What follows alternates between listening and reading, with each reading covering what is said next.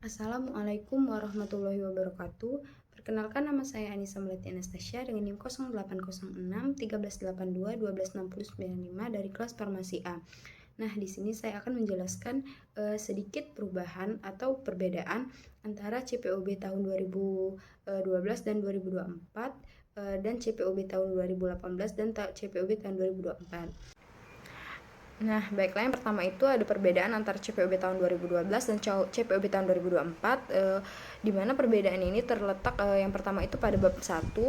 Pada tahun 2012 itu pada bab 1 itu manajemen mutu, sedangkan pada tahun 2024 itu berubah menjadi sistem mutu industri farmasi. Nah, di mana pada bab ini juga terdapat perbedaan pada CPOB tahun 2012 dan 2024 itu pada poin fokus pada pemastian kualitas. Nah, di mana dalam poin ini CPOB tahun 2012 itu ada penekanan besar bahwa pengawasan mutu dan kualifikasi personel, di mana personel kunci itu seperti kepala produksi, kepala pengawasan mutu itu harus dipegang oleh seorang apoteker. Tetapi pada tahun 2024 fokusnya itu telah berubah untuk mencakup aturan yang lebih luas untuk memperhatikan peran dan tanggung jawab personel yang berdasarkan regulasi yang berlaku.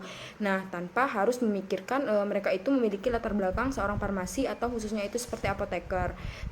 Kemudian yang kedua itu regulasi yang lebih fleksibel. Nah, di mana pada poin ini CPOB tahun 2024 itu lebih fleksibel dalam menentukan siapa yang dapat memegang posisi kunci tersebut asalkan memenuhi syarat yang sesuai dengan regulasi yang berlaku. Nah, itu berbeda dengan aturan CPOB tahun 2012 yang pada tahun 2012 itu hanya memperbolehkan seorang apoteker yang menduduki posisi tersebut. Nah, kemudian poin selanjutnya itu poin penyesuaian dengan standar internasional. Nah, ada perbedaan antara CPOB tahun 2024 dan 2012 pada poin ini itu lebih pada tahun 2024 itu lebih sejalan dengan standar internasional, itu mencerminkan perubahan dalam pendekatan global terhadap praktik manufaktur obat yang baik. Nah, kemudian perbedaan selanjutnya itu terdapat pada bab 5, di mana pada CPOB tahun 2012 itu pada bab 5 sanitasi dan higienisasi. Nah, pada tahun 2024 itu berubah menjadi produksi. Nah, di mana pada tahun CPOB tahun 2024 itu tidak ada penjelasan terkait sanitasi dan higienisasi. Namun ia mencantumkan penjelasan mengenai produksi. Nah, tetapi pada CPOB tahun 2012 ia tidak menjelaskan ruang lingkup higienisasi dan sanitasi. Nah, tetapi ia diterapkan di spek pembuatan obat itu meliputi personil, pembangunan, peralatan, perlengkapan, bahan produksi serta wadah.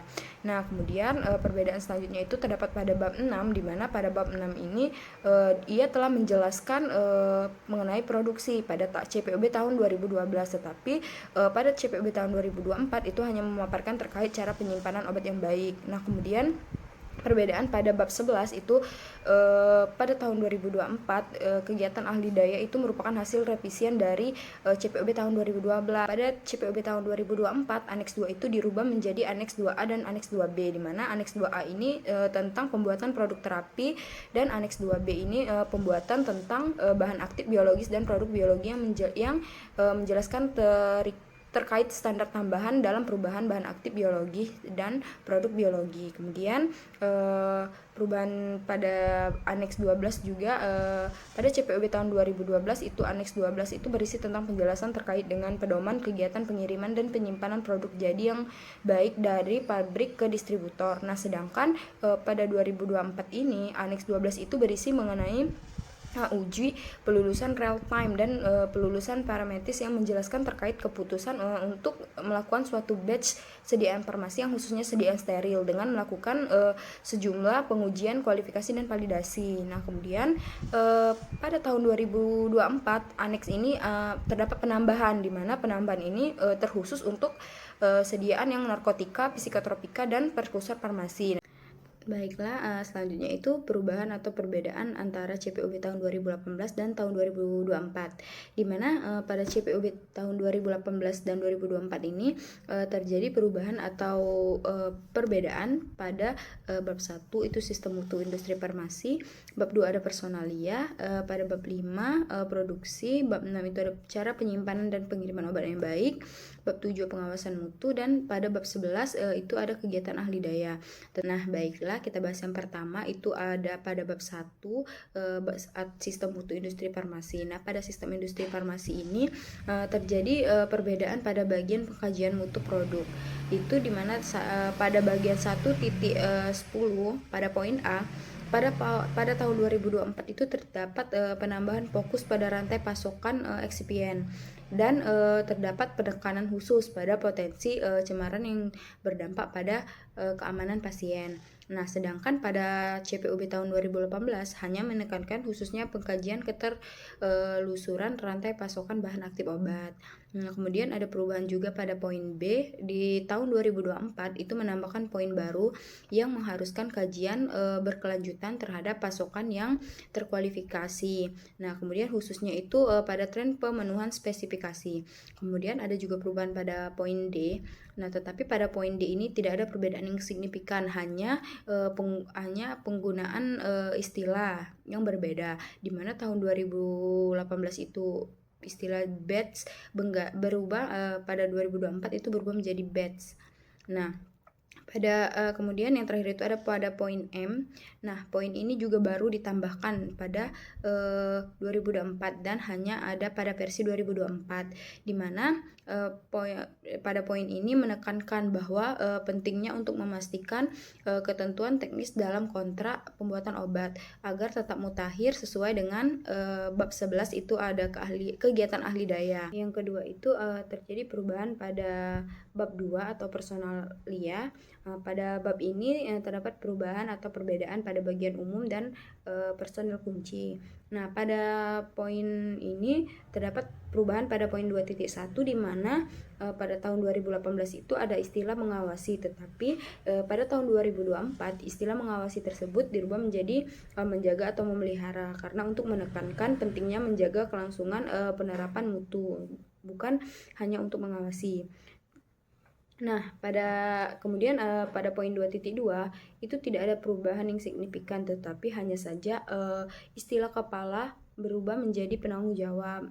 Nah, kemudian perubahan di poin 2.3 pada tahun 2024 itu terdapat penekanan tambahan bahwa tidak boleh ada celah atau tumpang tindih antara penanggung jawab dan dalam penerapan CPOB. Nah, kemudian pada perubahan pada 2.4 di tahun 2024 ini menekankan bahwa manajemen puncak tidak hanya bertanggung jawab pada efektivitas penerapan, tetapi juga atas pembentukan sistem mutu industri farmasi. Nah, kemudian pada bagian umum ini terdapat tambahan di tahun 2024 itu pada poin 2.4, 2.5 dan 2.6. Nah, pada tahun 2024 ini itu menambahkan poin-poin baru terkait pelimpahan tugas dan situasi, di mana personel kunci dapat melaksanakan tugas sementara waktu, serta menekankan bahwa tanggung jawab manajemen puncak dalam pembentukan dan pemeliharaan sistem mutu. Kemudian pada personel kunci itu terdapat pada poin 2.5 pada 2018, tetapi pada 2024 itu ada pada poin 2.7. Nah, pada tahun 2018 ini di mana posisi kunci atau kepala produk pengawasan mutu dan pemastian mutu itu harus dijabat oleh apoteker purna waktu dengan kemungkinan delegasi fungsi tertentu pada mereka. Nah, tetapi pada tahun 2024 itu tidak ada persyaratan khusus bahwa kunci tersebut harus dijabat atau dipegang oleh apoteker purna waktu. Namun tetap menekankan independensi dan penghindaran konflik kepentingan, serta tidak mencantumkan detail mengenai delegasi. Nah, kemudian ada juga penambahan pada tahun 2024, di mana itu penambahan aneks 14 untuk ketentuan khusus obat narkotika, psikotropika, dan prekursor farmasi. Sekian video singkat penjelasan dari saya tentang perbedaan atau perubahan dari CPUB 2012 dan 2024, CPUB 2018 dan 2024. Saya akhiri, wassalamualaikum warahmatullahi wabarakatuh.